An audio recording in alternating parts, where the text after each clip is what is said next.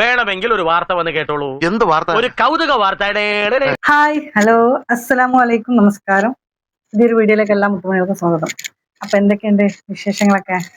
അപ്പൊ വിശേഷങ്ങളൊക്കെ പലർക്കും ഉണ്ടാവുന്നതിനനുസരിച്ചിട്ട് വിശേഷങ്ങളോട് വിശേഷങ്ങളായിട്ട് നടക്കണല്ലോ എല്ലാവരും.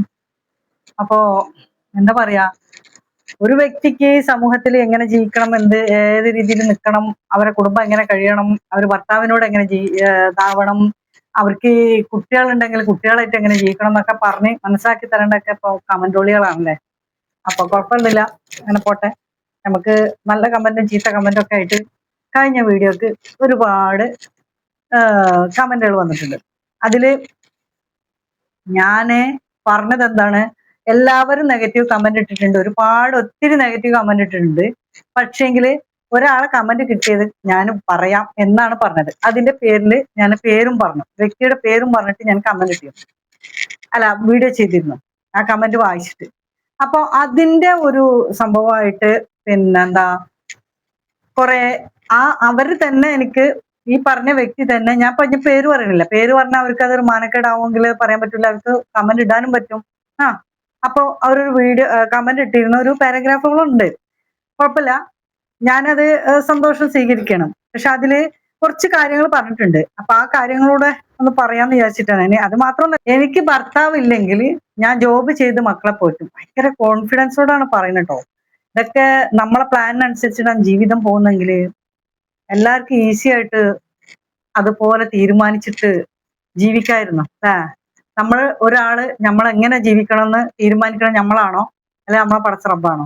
നമ്മൾ റബ്ബിൽ വിശ്വസിക്കുന്നവരല്ലേ. അപ്പൊ മറ്റുള്ളവരുടെ ഒരു അധപതനം, മറ്റുള്ളവരുടെ ഉയർച്ച, അതൊക്കെ കണ്ടിട്ട് നമ്മൾ അതിനനുസരിച്ച് നോക്കിയിട്ടുണ്ടെങ്കിൽ അതിനെല്ലാം നേരം ഉണ്ടാവുള്ളൂ. അതുപോലെ നമുക്ക് പോകാൻ പറ്റില്ല. ഒരാൾക്ക് താങ്ങാവുന്നതിലപ്പുറം റബ്ബ് കൊടുക്കില്ല എന്നാണ്. അവർക്ക് താങ്ങാനുള്ള കഴിവുണ്ടായതുകൊണ്ടാണ് അവർക്ക് അത്രയും പരീക്ഷണങ്ങൾ കൊടുക്കുന്നത്. ചില ആൾക്കാർക്ക് പരീക്ഷണങ്ങൾ കൊടുക്കൂല. അപ്പൊ അവര് വിചാരിക്കുന്ന എന്താണ് വെച്ചാല്, റബ്ബ് എന്നെ മാത്രം അനുഗ്രഹിച്ചിട്ടുള്ളൂ, മറ്റുള്ളവരൊന്നും അനുഗ്രഹിച്ചിട്ടില്ല, റബ്ബിന് എന്നെയാണ് ഇഷ്ടം എന്നാണ്.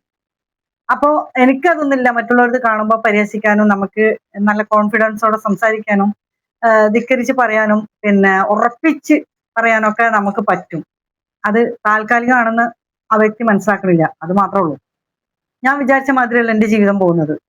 ഞാൻ ഒരിക്കലും ഇങ്ങനെ ഒന്നും വിചാരിച്ചിട്ടില്ല, അങ്ങനെ സ്വപ്നത്തിൽ പോലും വിചാരിച്ചിട്ടില്ല. അതുപോലെ എത്രയോ ആ മനുഷ്യന്മാർ അങ്ങനെ ചിന്തിക്കുന്നു.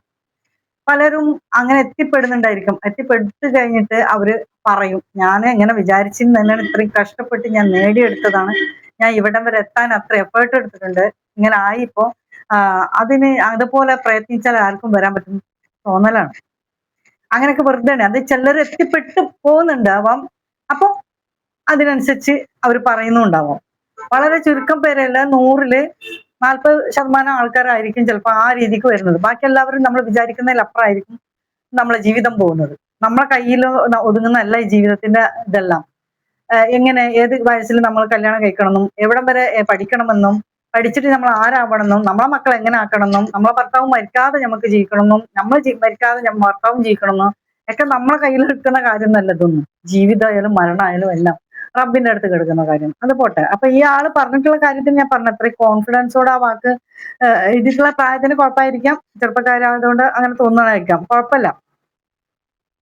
പിന്നെ മോളെ പീഡിപ്പിക്കുന്നതൊക്കെ പറഞ്ഞിട്ടുണ്ട്.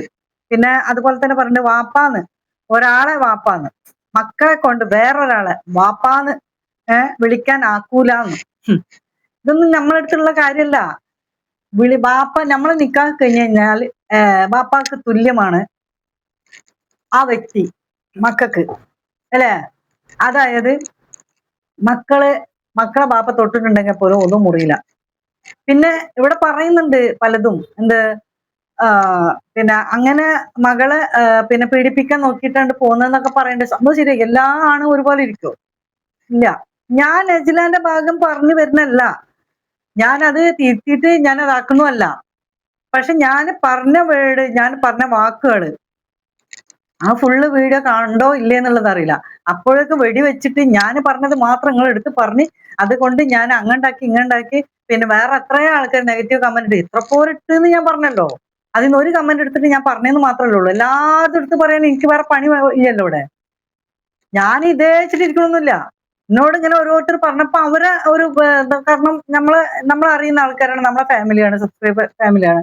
അപ്പൊ ഞാനിത് ഇതേ വീഡിയോ ചെയ്തുകൊണ്ടിരിക്കുന്നതാണ്, അവർക്ക് എന്നോട് ചോദിക്കാനുള്ള അർഹത ഉണ്ട്. അപ്പൊ ഞാൻ അതിന് ഒരു വീഡിയോ ചെയ്ത് ഒരാളെ കമന്റ് ഉണ്ടായതുകൊണ്ടാണല്ലോ ഞാൻ അത് പറഞ്ഞത്, ഇല്ലെങ്കിൽ പറയില്ലല്ലോ.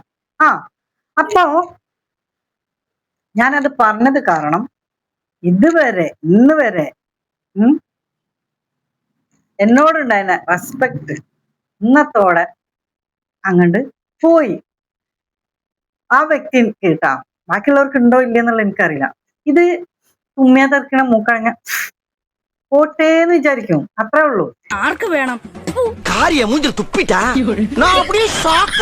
കാരണം ഒരാളെ റെസ്പെക്ട് കണ്ടിട്ടൊന്നല്ല ഞാൻ യൂട്യൂബിൽ വന്നിട്ടുള്ളത്. ഓക്കെ, ഈ ആള് എന്നെ റെസ്പെക്ട് ചെയ്യുന്നുണ്ടോ ഇല്ലേന്നുള്ളൂ എനിക്കറിയില്ല.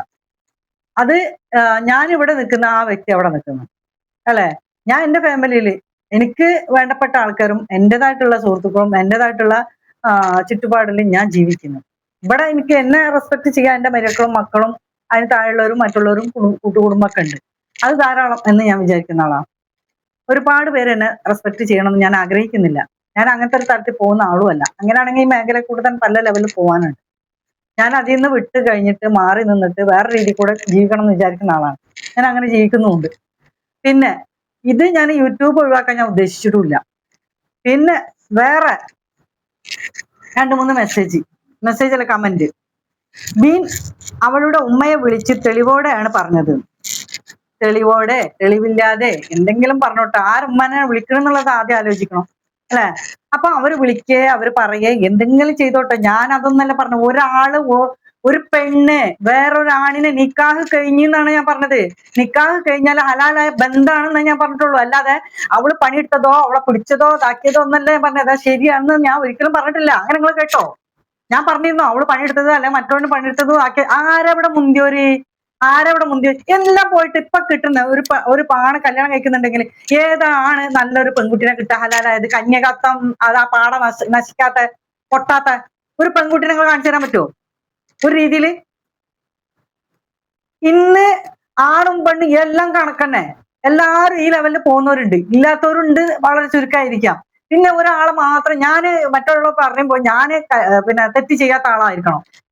നിങ്ങളിൽ തെറ്റ് ചെയ്യാത്തവർ മറ്റുള്ളവരെ പാപിയെ കല്ലെറിയുന്നല്ല പറഞ്ഞിട്ടുള്ളത്. അപ്പൊ തെറ്റ് ചെയ്തിട്ട് പിന്നെ മറ്റുള്ളവരുടെ കുറ്റം പറഞ്ഞിട്ട് ഇങ്ങനെ പാടി നടക്കേണ്ട ആവശ്യമൊന്നും വരുന്നില്ല. എന്നിട്ട് പറയുന്നുണ്ട് എന്നാ നിങ്ങളുടെ ചാരിറ്റി ബീൻ പ്രമോഷൻ ചെയ്യാത്തത് കൊണ്ടല്ലേ ബീനിന് തുല്യം ബീൻ തന്നെ ഭീം ഭീം ഭീം. എനിക്ക് എന്ത് പ്രശ്നം? നിങ്ങൾ വിളിക്കുക, നിങ്ങളെ പ്രൊമോട്ട് ചെയ്യുക, നിങ്ങളെ പോസ്റ്റർ ഒട്ടിക്കുക, നിങ്ങള് ബാനർ അടിക്കുക, ഞാൻ ബാൻഡ് സെറ്റ് മേലെ ആനന്റെ മേലെ കെട്ടിക്കൊണ്ടുപോവുക, അല്ലെ കൊടി കെട്ട്, എനിക്കൊരു പ്രശ്നമില്ലപ്പാ. ഞാൻ അങ്ങനെ ഒന്നും പറഞ്ഞിട്ടില്ല. പിന്നെ ബീൻ ഫാമിലിനോട് ഞാൻ ഇത് പറഞ്ഞെങ്കിൽ പ്രൊമോഷൻ അതിപ്പോ ആരാണ് എഴുതിക്കുന്നത് നമുക്ക് മനസ്സിലായി. അതുകൊണ്ട് പേരൊന്നും പറയേണ്ട ആവശ്യമില്ല. അവളെ കടി തീരുവോളം അവളെ എഴുതി വിട്ട്, അവളെ കടി തീർന്നു അവള് പോയി. അപ്പൊ ബീൻ ഫാമിലിനോട് ഞാൻ ഈ കാര്യം പറഞ്ഞിരുന്നു. ഓക്കെ, ആ ബീൻ ഫാമിലി എന്താണെന്നും ഏതാണെന്നും എങ്ങനെയാണെന്നും ഒക്കെ നമുക്ക് മനസ്സിലാക്കി നമ്മൾ അങ്ങോട്ട് വിട്ടോ.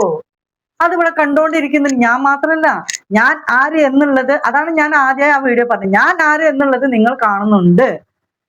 എന്റെ സ്വഭാവമായിരിക്കും കമ്മ്യൂണിറ്റി ആയിട്ടും പോസ്റ്ററായിട്ടും വീഡിയോസ് ആയിട്ടും വോയിസ് ആയിട്ടും ഒക്കെ വരുന്നത്. അത് എന്റെ സ്വഭാവം, എന്റെ കൾച്ചർ, എന്റെ കുടുംബ മഹിമ, എന്റെ തറവാട്ട് മഹിമ അതായിരിക്കും വരുന്നത്. വളരെ ചുരുക്കം നമ്മൾ പറയേണ്ടടുത്ത് പറയേണ്ട രീതിയിൽ പറയും. അത് അവിടെ വെച്ച് സ്റ്റോപ്പ് ചെയ്യുക.